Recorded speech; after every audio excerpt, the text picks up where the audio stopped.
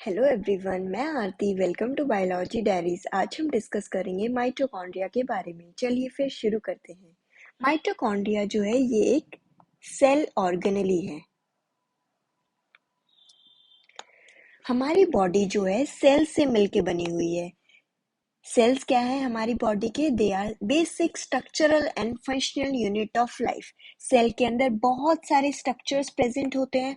उन स्ट्रक्चर्स को हम बोलते हैं ऑर्गेनेलीज। जैसे हमारी बॉडी के अंदर बहुत सारे ऑर्गन सिस्टम प्रेजेंट होते हैं, ऐसे ही सेल के अंदर जो स्ट्रक्चर्स प्रेजेंट होते हैं उनको हम ऑर्गेनेलीज बोलते हैं। So mitochondria is one of the organelle.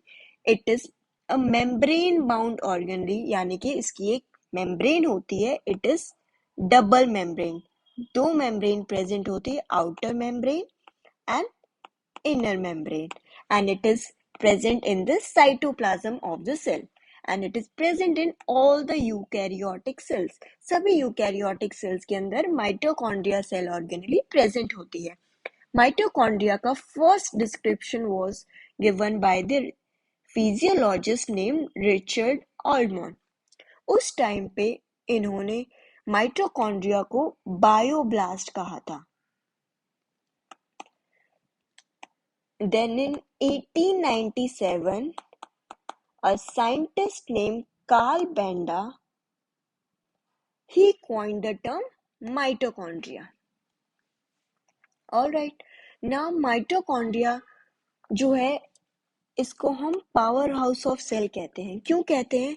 अब सेल को अलग अलग एक्टिविटीज परफॉर्म करने के लिए एनर्जी की रिक्वायरमेंट होती है, तो एनर्जी प्रोडक्शन कहाँ होती है? 90% of the energy production is done in the mitochondria. Mitochondria जो है, जो भी हम फूड इनटेक करते हैं उसके अंदर जो भी न्यूट्रिएंट्स प्रेजेंट होते हैं उनको एटीपी में कन्वर्ट करता है, and ATP is the usable form of energy which the cell uses to perform the activities. ATP जो है, it is also called as the energy currency of the cell, and its full form is adenosine triphosphate. Now, the number of mitochondria depends on what? कितने number में present होंगे किसी भी cell में mitochondria depend होता है cell की requirement के ऊपर। सेल को कितनी एक्टिविटीज परफॉर्म करनी है उतने ही माइटोकॉन्ड्रिया प्रेजेंट होंगे। हमारी रेड ब्लड सेल्स के अंदर माइटोकॉन्ड्रिया एब्सेंट होते हैं, but in the muscle cell, liver cell के अंदर मोर देन 2000 माइटोकॉन्ड्रिया प्रेजेंट होते हैं। माइटोकॉन्ड्रिया की सिंगुलर फॉर्म को कहते हैं mitochondrion, and plural form is called as the mitochondria.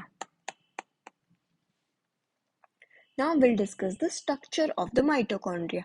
Mitochondria के अंदर दो membranes होते हैं, outer membrane and inner membrane.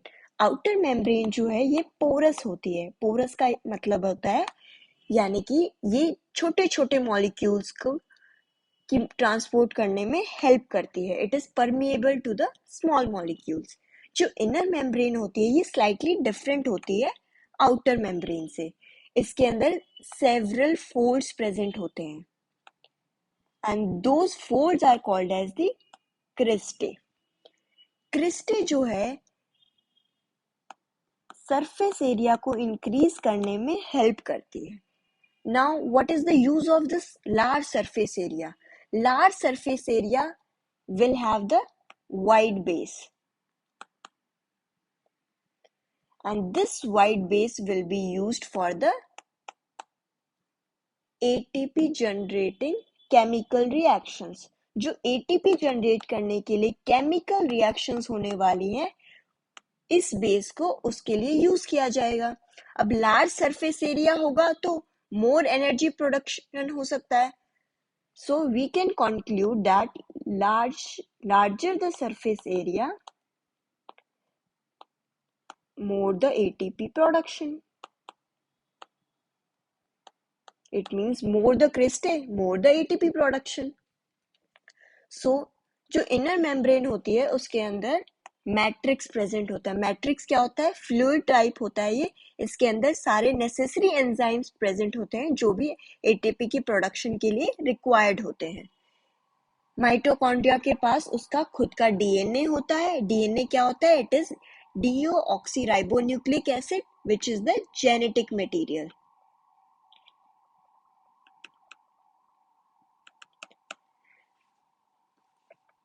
Ribosomes present होते हैं जो कि प्रोटीन फैक्ट्री होते हैं, यानी कि they synthesise proteins in the mitochondria. Mitochondria अपने खुद के प्रोटीन्स बना सकता है, उनको रेप्लिकेट कर सकता है। माइटोकॉन्ड्रिया के पास कैपेबिलिटी होती है कि वो अपने खुद की ही कॉपीज बना सकता है, independent of the other organelles. किसी भी अदर ऑर्गेनेलीज के ऊपर डिपेंड नहीं करता ये अपनी कॉपीज बनाने के लिए। ऑलराइट, सो जो एटीपी का प्रोडक्शन होता है वो हमेशा ऑक्सीजन की प्रेजेंस में होता है, यानी कि it is the aerobic respiration. ATP का प्रोडक्शन हमेशा ऑक्सीजन की प्रेजेंस में होगा। किसी भी सेल की फिजियोलॉजिकल एंड मेटाबॉलिक एक्टिविटीज पे डिपेंड करता है कितने माइटोकॉन्ड्रियाज प्रेजेंट होंगे सेल के अंदर। Now will discuss the in detail the structure. Now cell की आउटर मेम्ब्रेन होती है। माइटोकॉन्ड्रिया की जो आउटर मेम्ब्रेन होती है वो पूरी माइटोकॉन्ड्रिया को एनक्लोज करती है। ये फ्रीली परमिएबल होती है। It is freely permeable to small molecules. ये स्मॉल मॉलिक्यूल्स की मूवमेंट को अलाउ करती है। जो आउटर पोर्शन होता है इट हैज सम पोरेंस। पोरेंस क्या होते हैं? ये प्रोटीन्स होते हैं and they form the channels, and these channels allow the proteins to cross. ये proteins को पास करने में help करते हैं। and this outer membrane also host number of enzymes. काफी सारे enzymes को ये host करने में भी help करती है membrane. now the inner membrane. inner membrane जो होती है इसके अंदर folds present होते हैं। those folds are called as the cristae, and cristae help in increasing the surface area. More the surface area, more the ATP production. जो inner membrane होती है इसके अंदर पोरेंस प्रेजेंट नहीं होते हैं। There are no porins and it is almost impermeable to most of the molecules. ये most of the molecules को अंदर आने नहीं देती। It is only permeable to some specific substances. It means this membrane is selectively permeable. It does not allow all the substances to move in. Now, intermembrane space. जो outer and inner membrane के बीच में space present होता है उसको हम intermembrane space कहते हैं। And this intermembrane space is also called as perimitochondrial space. Mitochondria के अंदर मैट्रिक्स प्रेजेंट होता है जो जेल लाइक सब्सटेंस होता है जिसके अंदर बहुत सारे एंजाइम्स प्रेजेंट होते हैं जो एटीपी के प्रोडक्शन में हेल्प करते हैं। मैट्रिक्स के अंदर जो है माइटोकॉन्ड्रियल डीएनए प्रेजेंट होता है। माइटोकॉन्ड्रिया का खुद का ही डीएनए होता है। It is also written as MT DNA. Mitochondria का डीएनए जो हेल्प करता है रेप्लिकेशन में, प्रोटीन्स बनाने में। एटीपी सिंथेज प्रेजेंट होता है मैट्रिक्स के अंदर जो हेल्प करता है एटीपी की प्रोडक्शन में। बहुत सारे ग्रेन्यूल्स प्रेजेंट होते हैं। राइबोसोम्स प्रेजेंट होते हैं जो कि प्रोटीन फैक्ट्री होते हैं जो प्रोटीन्स का सिंथेसिस करते हैं माइटोकॉन्ड्रिया के अंदर। Now what are the functions of the mitochondria? Mitochondria बहुत सारे फंक्शंस परफॉर्म करता है other than producing the energy. Energy production is the main function of the mitochondria. ATP क्या हो? Energy production in the form of ATP. ATP is what? It is the energy currency of the cell.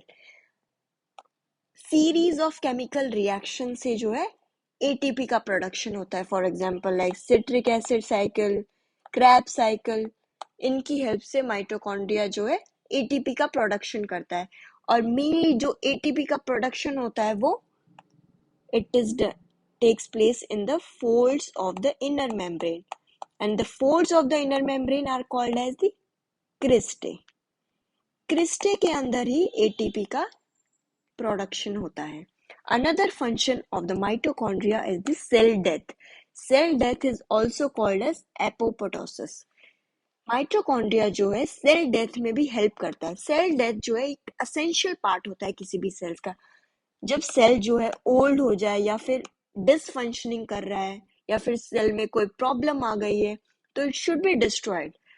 उसके destroy होने में mitochondria help करता है. Mitochondria decide करता है कौन सा सेल डिस्ट्रॉय होगा by releasing cytochrome C, and this cytochrome C activate the caspase enzyme, and this is one of the enzyme which help in apoptosis. Apoptosis करवाने में this enzyme play a key role. Another function is the store calcium. Calcium ions को store करते हैं mitochondria. Calcium जो है काफी सारे cellular process के लिए बहुत ही वाइटल होता है. For example like muscle contraction, blood clotting, fertilisation, इन सब के लिए कैल्शियम की रिक्वायरमेंट होती है. तो माइटोकॉन्ड्रिया जो कैल्शियम को स्टोर करके रखता है, जब भी रिक्वायरमेंट होती है कैल्शियम को रिलीज कर देता है. Another function is the heat production. Mitochondria जो हीट प्रोडक्शन में भी हेल्प करता है.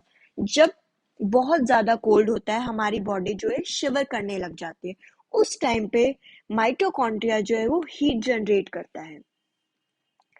There is a function called as the proton leak.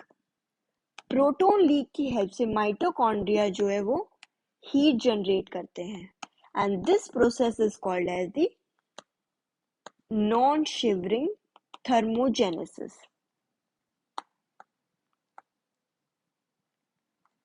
by which the mitochondria generate heat in the body by the process called as the non-shivering thermogenesis. Now, mitochondria diseases क्या होती है? Mitochondria diseases होती क्यों है? Mitochondria का खुद का DNA present होता है, and the mitochondrial diseases are mostly due to the damage in this DNA. Mitochondria DNA जो है मोर ससेप्टेबल होता है डैमेज के because of the free radicals, and these free radicals cause damage to the mitochondrial DNA. Mitochondrial DNA को ये free radicals damage कर देते हैं और उनके अंदर कोई ना कोई म्यूटेशन आ जाती है, जिसकी वजह से एटीपी का प्रोडक्शन नहीं हो पाता सेल के अंदर. और एटीपी का प्रोडक्शन नहीं होगा तो सेल अपनी एक्टिविटीज को परफॉर्म नहीं कर पाएंगे. And these mutations can be inherited also and it can be spontaneous also.